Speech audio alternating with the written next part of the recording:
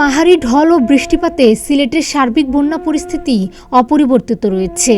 তবে সিলেট নগরে গত বৃহস্পতিবার রাত থেকে পানি ঢুকছে, এতে পানিবন্দী হয়ে পড়েছে কয়েক হাজার মানুষ।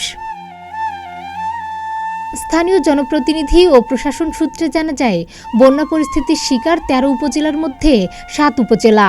গত বুধবার রাতে প্লাবিত হয় গোয়াইনঘাট, জকিগঞ্জ, জৈন্তাপুর, কানাইঘাট ও কোম্পানীগঞ্জ উপজেলা।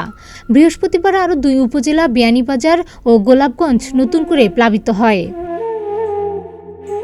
বিয়ানীবাজার উপজেলার 5টি ইউনিয়ন তলিয়ে গেছে অনেকের ঘরবাড়ি, ভেসে গেছে গবাদি পশু, পুকুর, খামারের মাছ। সিলেট শহরের কিছু কিছু এলাকায় পানি ঢুকেছে, পানিবন্দী অবস্থায় আছেন 6 লাখের বেশি মানুষ। পানি উন্নয়ন বোর্ড সূত্রে জানা গেছে, বিভিন্ন পয়েন্টে সিলেটের নদ নদীর পানি কমেছে। সর্বশেষ তথ্য অনুযায়ী সিলেটের কানাইঘাট পয়েন্টে সুরমা নদীর পানি বিপদসীমার 92 সেন্টিমিটার উপর দিয়ে প্রবাহিত হচ্ছিল। এর আগে বৃহস্পতিবার সন্ধ্যা 6টা পর্যন্ত এই পয়েন্টে নদীর পানি বিপদসীমার 138 সেন্টিমিটার উপর দিয়ে প্রবাহিত হচ্ছিল। জকিগঞ্জের অমলিশিতে কুশিয়ারা নদীর পানি বিপদসীমার 203 সেন্টিমিটার উপর দিয়ে প্রবাহিত হচ্ছিল, আর বৃহস্পতিবার সন্ধ্যায় নদীর পানি বিপদসীমার 213 সেন্টিমিটার উপর দিয়ে প্রবাহিত হচ্ছিল। বিয়ানীবাজার শেওলায় কুশিয়ারা নদীর পানি বিপদসীমার 12 সেন্টিমিটার উপর দিয়ে প্রবাহিত হচ্ছিল শুক্রবার সন্ধ্যায়, যা বৃহস্পতিবার সন্ধ্যা 6টায় ছিল বিপদসীমার 20 সেন্টিমিটার উপর। গোয়াইনঘাট উপজেলায় শুক্রবার সন্ধ্যায় সারিগোয়াইন নদীর পানি বিপদসীমার 24 সেন্টিমিটার নিচ দিয়ে প্রবাহিত হচ্ছিল।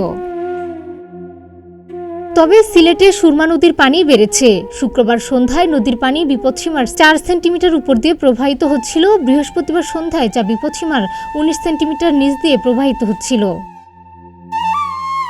আবহাওয়া কার্যালয় সূত্রে জানা গেছে, শুক্রবার সকাল 6টা থেকে সন্ধ্যা 6টা পর্যন্ত সিলেটে বৃষ্টি হয়েছে 5.5 মিলিমিটার।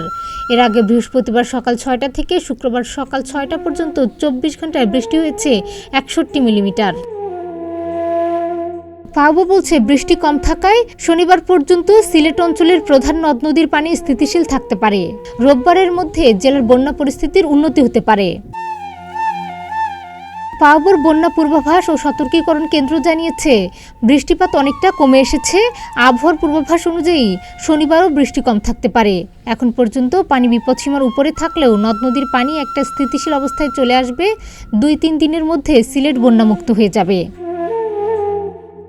ডেস্ক রিপোর্ট, প্রতিদিনের বাংলাদেশ।